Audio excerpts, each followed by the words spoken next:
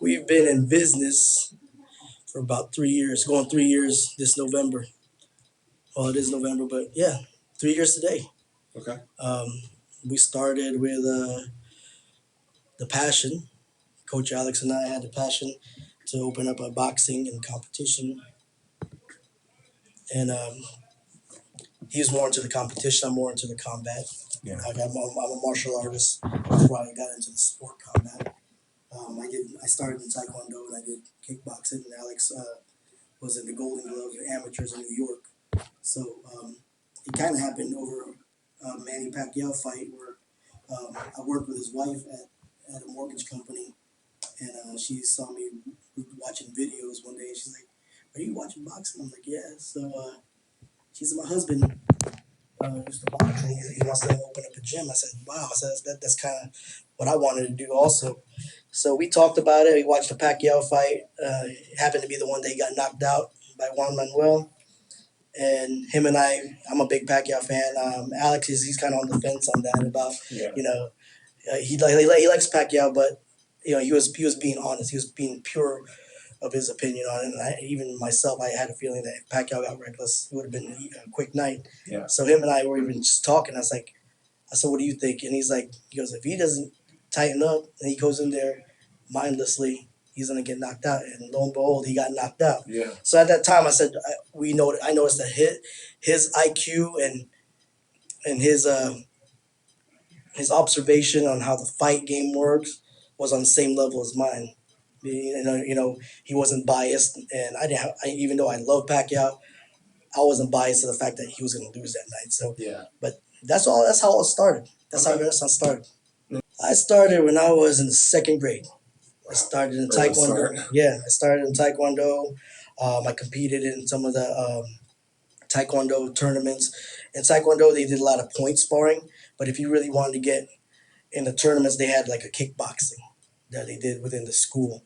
Um, where I trained at, and I'm not going to put the name of the school, but it's what they did. They did everything within their organization. So I didn't get to really compete against people that was, outside the organization. So Right. I kind of felt limited by that.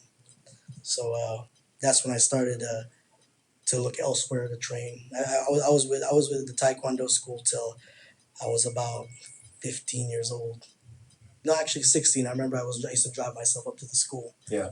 Which is now the school that we're having this interview in. Yeah. That's awesome. It all came full circle. It came full circle, yes, and unexpectedly. Yeah. Unexpectedly, just I guess that's what the Lord had planned. So So kids, it's a very big eye opener. Here's a good example. This happened recently. My daughter started training with our Brazilian Jiu-Jitsu coach Saturday, Mhm. and never had an experience, but she learned from watching me and working with me on a few things, just pretty much basic stuff. She went in there and competed. I would say competed, just trained with them on Saturday, and did pretty well against the kids. And then today, she went in there and broke down, started crying, and mainly because my wife was here. So, sometimes my wife tends to baby her, so that's where the mental is. You know, she knew when she came here Saturday, I can't let dad down, and she kind of toughened up. But because she knows her mom babies her and her mom was here, she allowed herself to become vulnerable. And that's how it works for kids. For kids, parents parents are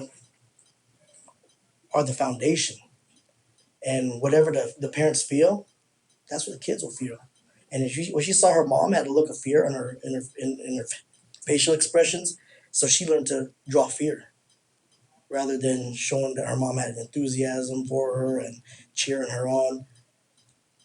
Instead, that's what she drew from the fear. And that's what I always tell people in martial arts and combat sports, the biggest support comes from the parents. I see a lot of little kids. They'll come in here and they'll train, and they're always looking back to see if the parents watching, and that's where it starts. Um, then you have some kids who don't have that full support of the parents. They don't have they don't come from a strong household, and we have to work on building that self esteem and reassuring them, you know.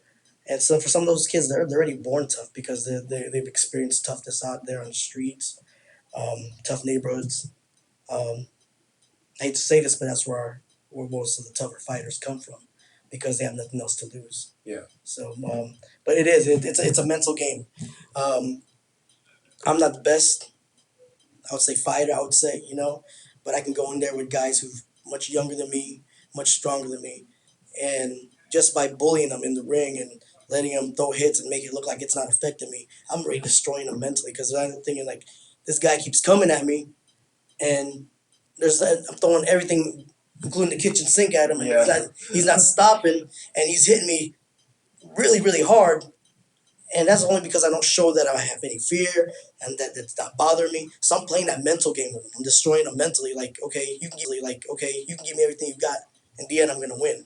Even though deep down inside I'm struggling for air and my shoulders are hurting because I'm an older gentleman. I'll be 39 in January, and these guys are like in their 20s. So yeah, it's a big mental game. If uh, the biggest thing, but the Tyson's trainer Customato once told him, the worst thing is not seeing uh, a fighter lose to a good opponent. It's to see a fighter lose because of himself, because he lacked the courage and he lacked the self belief that he can accomplish it. Yeah. Or even things outside of what's outside the realm of the gym and training. There's things on the street that affect people, and they let that get into them, and they make one poor decision and destroys everything. So yeah, mental game, it's 100. It has to be 100%. You can't be like in boxing. You can go in there and you can say I'm 80%. You can still win the fight. 70%, I can still win the fight. That's physical. But if you're not 100% mental, and the other guy is 100% mental, it's in the night for you. And that goes to show just. And back to Tyson when he fought Buster Douglas. Buster Douglas was on there 100%. His mental game. Tyson was not out of it. His training was not even in there. So it, that's very important. It's very important. Okay. Um, In Jacksonville, MMA is a little bit more popular. Of course, because UFC is always on. yeah. Every other week there's a UFC pay per view, or you got and boxing is making it's never been unpopular, but it's becoming more accessible now because they have the PBC fights. So kids are seeing it now. And what is PBC? The Premier Boxing Championship, Okay. and you could catch those on local networks. They have it on CBS, they have it on ESPN. So kids who don't normally have access to that, or parents who don't even watch that and don't pay the money for pay per view, they have access to it and they can see it on that normal network. Um, but I would like to see Jacksonville become a hub for boxing. We have a lot of great talent here, not only in MMA, but because MMA is famous, is popular here, but boxing has a lot of popular guys. But what I'm noticing is, and in the 3 years of my in being in business, I see a lot of people have to leave the town in order for them to get to that next level. Yeah. It shouldn't be that way. The Florida Boxing Commission works a little bit different from other cities. I mean other states. Um, a lot of politics involved in boxing. Where in MMA, there's not too much. We only have one commissioner, which is Dana White. And boxing, you have different commissions, and or I would say different sanctions, different organizations like WBO, WBC, WBA, Yeah.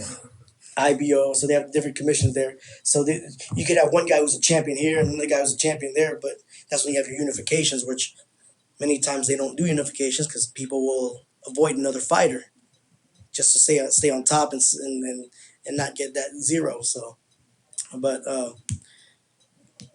I would really like for boxing to break out in Jacksonville. There's a lot of great talent here. Um,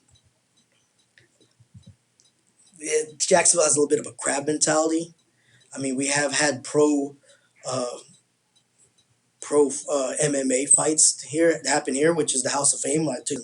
Yeah. Why can't PBC host the boxing? When PBC comes to Florida, they host it in Miami. They host it in Tampa. Why not Jacksonville? So yeah, it would be great. Jacksonville has a little bit of a crab mentality, I would say. So.